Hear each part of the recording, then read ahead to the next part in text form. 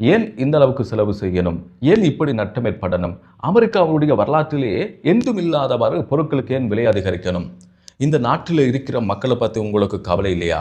அவர்களுடைய அடிப்படை தேவைகள், சுகாதார தேவைகளை பற்றி நீங்கள் கவனிக்க மாட்டீங்களா? அப்படின்னு சொல்லி ஜனநாயக கட்சியைச் சேர்ந்த உறுப்பினர்கள் கேள்வி கேட்குறாங்க. இஸ்ரேலும் அமெரிக்காவும் சேர்ந்து ஈரானுக்கு நீங்கள் தாக்குதல் நடத்தினீங்க. இந்த தாக்குதல் மூலமாக என்ன நடந்தது? 25 பில்லியன் அமெரிக்க டாலர் நட்டம் ஏற்பட்டிருக்கிறது.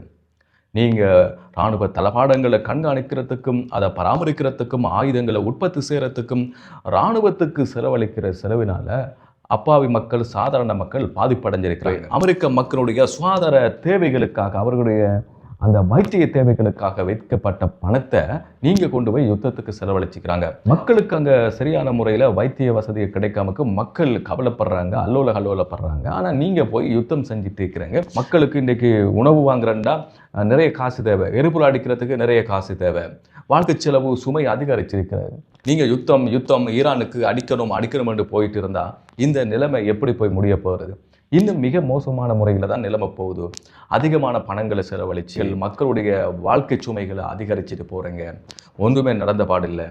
ஜனநாயக கட்சி உறுப்பினர்கள் இப்போ நாங்கள் சும்மா இருக்க மாட்டோம், உங்களோட சேட்டு குளரை பிடிச்சி கேள்வி கேட்குறோம். இந்த யுத்தத்தை நிப்பாட்டுங்க, அல்லது பேச்சுவார்த்தைக்கு போய் சமாதானத்துக்கு வாங்க, இல்லாட்டி யுத்தமெல்லாம் முடிஞ்சிட்டு இனி நாங்கள் பின்வாங்குறோம், இனி யுத்தம் தேவையில்லை அப்படின்னு சொல்லி நிப்பாட்டுங்க, நிறுத்துங்க அப்படின்னு சொல்லி குரலை பதிவு செய்கிறாங்க.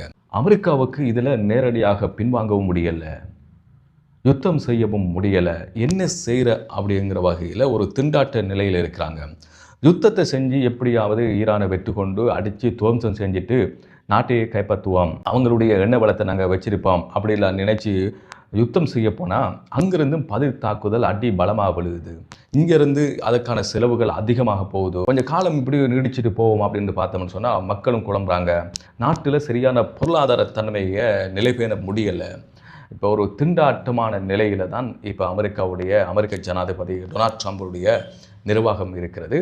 திடீரென இந்த யுத்தத்தை நிறுத்திட்டு பின்வாங்கினோம் என்று சொன்னோம்டா உலகத்தில் நாங்கள் காட்டிட்டு இருக்கிற அந்த பிம்பம், சக்தி வாய்ந்தவங்க, ஆயுத பலம் வாய்ந்தவங்க, எங்களை ஒன்றும் செய்ய முடியாது, எங்களை தொட்டால் உங்களை அப்படி அடியோரை இல்லாமல் செய்வோம் அப்படிங்கிற மிகப்பெரிய பிம்பமெல்லாம் உலக நாடுகள் மத்தியில் உடைஞ்சு போயிடும்.